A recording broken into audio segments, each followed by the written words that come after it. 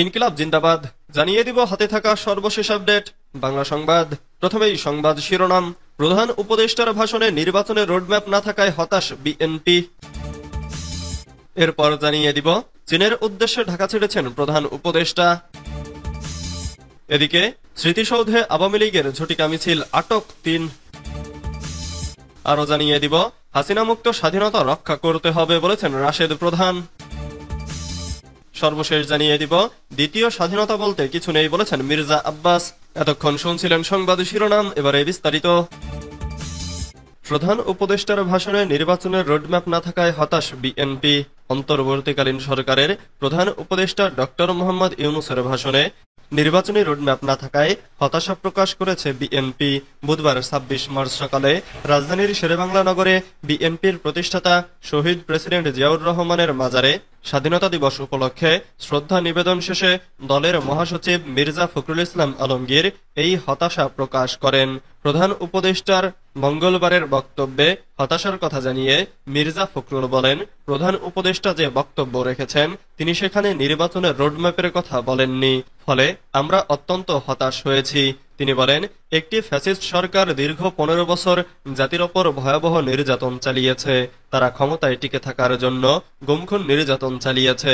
দীর্ঘ আন্দোলনের পর ৫ আগস্ট ছাত্র জনতার বিপ্লবের পর শেখ হাসিনা পালিয়ে যেতে বাধ্য হয়। এ বিপ্লবের পর আমরা নতুন করে বাংলাদেশ গড়ার সুযোগ পাই। আমরা আশা করব ন্যূনতম সংস্কার শেষে অন্তর্বর্তীকালীন সরকার দ্রুত নির্বাচনের ঘোষণা দেবেন। প্রধান উপদেষ্টার বক্তব্যে জিয়াউর রহমানের নাম না বলায় হতাশা প্রকাশ করেন মির্জা ফখরুল ইসলাম আলমগীর। তিনি বলেন, আমরা হতাশ হয়েছি।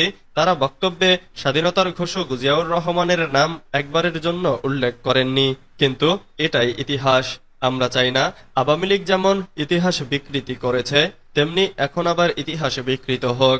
আমরা আশা করি প্রকৃত ইতিহাস উপস্থাপনের মাধ্যমে জনগণের আকাঙ্ক্ষা অনুযায়ী যত দ্রুত একটি গণতান্ত্রিক সরকারে ফিরে যাব তত দ্রুত সমস্যার সমাধান হয়ে যাবে। আমাদের বিশ্বাস অতি দ্রুত আমরা আমাদের সেই কাঙ্ক্ষিত লক্ষ্যে পৌঁছাতে পারব। চীনের উদ্দেশ্যে ঢাকা ছেড়েছেন প্রধান উপদেষ্টা। ৪ দিনের সফরে চীনের উদ্দেশ্যে ঢাকা ছেড়েছেন প্রধান উপদেষ্টা অধ্যাপক ডক্টর মোহাম্মদ ইউনূস। বুধবার ২৬ মার্চ দুপুর ১টার দিকে চায়না সাউদার্ন এয়ারলাইন্সের বিশেষ একটি ফ্লাইটে তিনি ঢাকা ত্যাগ করেন। প্রধান উপদেষ্টার প্রেস উইং থেকে এ তথ্য জানানো হয়েছে। প্রধান উপদেষ্টার সফরের বিষয়ে জানা গেছে, ২৬ থেকে ২৯ মার্চ চীন সফর করবেন তিনি। ২৬ মার্চ বুধবার দুপুরে চীনের পাঠানো একটি উড়োজাহাজে ঢাকা থেকে রওনা হবেন। ২৭ মার্চ দেশটির হাইনান প্রদেশে আয়োজিত ওয়ার্ল্ড ফোরাম ফর এশিয়ার সম্মেলনে যোগ দেবেন ডক্টর ইউনূস। সম্মেলনের উদ্বোধনী প্লেনারি সেশনে বক্তব্য দেবেন তিনি। এছাড়া প্রধান উপদেষ্টার সঙ্গে চীনের স্টেট কাউন্সিলের এক্সিকিউটিভ ভাইস প্রিমিয়ার দিং ঝুজিয়াংয়ের বৈঠক হতে পারে। ২৮ মার্চ গ্রেট হল of the people A Xi Jinping এর সঙ্গে বৈঠকে বসবেন ডক্টর ইউনূস। একই দিনে হুয়াওয়ে কোম্পানির উচ্চ প্রযুক্তি সম্পন্ন এন্টারপ্রাইজ প্রদর্শন করবেন তিনি। ২৯ মার্চ চীনের বিখ্যাত পিকিং বিশ্ববিদ্যালয় তাকে সম্মানসূচক ডক্টরেট ডিগ্রি প্রদান করবে এবং সেখানে তিনি বক্তব্য রাখবেন। পরে বেইজিং থেকে চীনের একটি বিমানে ঢাকায় ফেরার কথা রয়েছে প্রধান উপদেষ্টার বেইজিং সফরে ৬ থেকে ৮টি সমঝোতা স্মারক সই হওয়ার কথা রয়েছে। পাশাপাশি এ সফরে ৪টি ঘোষণা আসতে পারে, যার মধ্যে বেশ কয়েকটি প্রকল্পের অর্থায়নের জন্য বাংলাদেশকে $১ থেকে $২ বিলিয়ন ঋণ সহায়তার ঘোষণা দেবে চীন।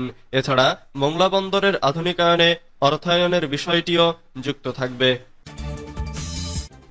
স্মৃতিসৌধে আওয়ামী লীগের ঝটিকা মিছিল, আটক ৩। সাভারে জাতীয় স্মৃতিসৌধে মহান স্বাধীনতা ও জাতীয় দিবস উপলক্ষে লাল পতাকা হাতে একদল লোককে আওয়ামী লীগের পক্ষে ঝটিকা মিছিল করতে দেখা গেছে। এ সময় স্মৃতিসৌধ এলাকা থেকে ৩ জনকে আটক করেছে পুলিশ। বুধবার ২৬ মার্চ জাতীয় স্মৃতিসৌধ কমপ্লেক্সের ভেতর থেকে আশুলিয়া থানা পুলিশ তাদের আটক করে। আটকরা হলেন মুক্তিযোদ্ধা সংসদ সন্তান কমান্ড কেন্দ্রীয় কমিটির সাধারণ সম্পাদক ও মুক্তিযুদ্ধ প্রজন্ম লীগের মহাসচিব সিরাজগঞ্জ জেলার সেলিম রেজা, মুক্তিযোদ্ধা সংসদ সন্তান কমান্ড কেন্দ্রীয় কমিটির সাংগঠনিক সম্পাদক শহীদুল ইসলাম ও আশুলিয়ার দক্ষিণ গাজীর চট্রে সোহেল পারভেজ। জানা গেছে, আজ বেলা 11:30টার দিকে জাতীয় স্মৃতিসৌধের শহীদ বেদিতে ফুলেল শ্রদ্ধা জানান কয়েকজন লোক। এ সময় তারা হাতে লাল পতাকা নিয়ে আওয়ামী লীগের বিভিন্ন স্লোগান দেন। পরে উপস্থিত জনতা তাদের ধাওয়া দিয়ে কয়েকজনকে মারধর করেন। এ সময় পুলিশ ঘটনাস্থল থেকে আওয়ামী লীগ সন্দেহে 3 জনকে আটক করে নিয়ে যায়। হাসিনামুক্ত স্বাধীনতা রক্ষা করতে হবে বলেছেন রাশেদ প্রধান।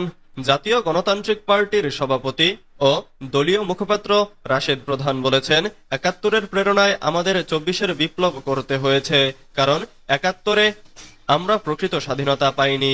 আমরা নামে স্বাধীন হয়েছিলাম, কিন্তু আমাদের স্বাধীনতা ও সার্বভৌমত্ব বন্ধক দেওয়া হয়েছিল। ২৪-এ ফ্যাসিস্ট শেখ হাসিনার পতনের পর আমরা প্রকৃত স্বাধীনতার স্বাদ পাওয়া শুরু করেছি। আগ্রাসন মুক্ত সার্বভৌমত্ব এবং ফ্যাসিস্ট শেখ হাসিনা মুক্ত স্বাধীনতা আমাদের রক্ষা করতে হবে। বুধবার ২৬ মার্চ সকালে রাজধানীর পল্টনস্থ শফিউল আলম প্রধান মিলনায়তনে মহান স্বাধীনতা দিবস উপলক্ষে জাপার আয়োজিত ৭১-এর প্রেরণা ২৪-এর বিপ্লব স্বাধীনতা রক্ষা করো শীর্ষক আলোচনা সভায় তিনি এসব কথা বলেন।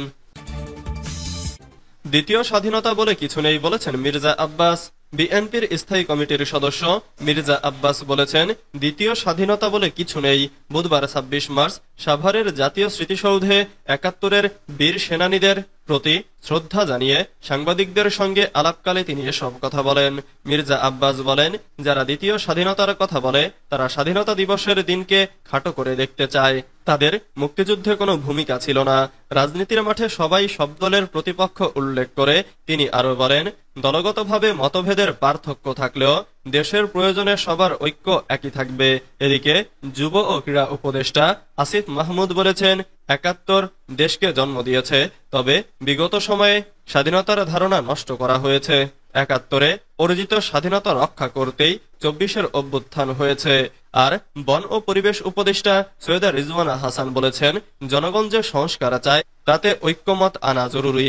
রাজনৈতিক দলগুলোকে জাতীয় স্বার্থে দলীয় ও ব্যক্তি স্বার্থের ঊর্ধ্বে উঠতে হবে।